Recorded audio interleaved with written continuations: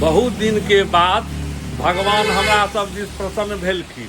ओहो एखन ई कहबै जे खूब भऽ रहल छै पानि से नहि भऽ रहल छै, हल्का फल्का पानि भऽ रहल छै, लेकिन जतबे भऽ रहल छै जे एगो खुशीके लहर, खुशीके माहौल एगो अलगे भऽ जाइ छै। देखा रहल छी रोडो सबके हाल की सब छै।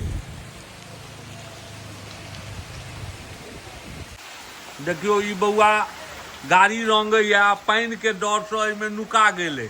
हाँ, आ पानि भऽ रहल ये तऽ सब आदमी सब रुकल छथि। भीजऽ वाला पानि होइया, बहुत खुशी के माहौल छै। एखन अरेर चौक पर छी अपना दुकान के पास में।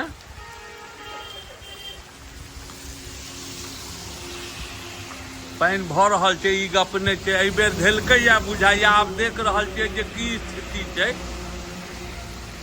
काल्हिसँ कनि कनि कऽ भगवान धेने छथिन।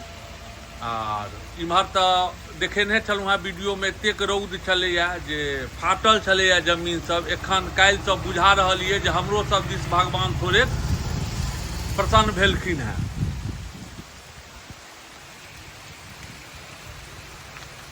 झमाझम बारिश भऽ रहल अइ।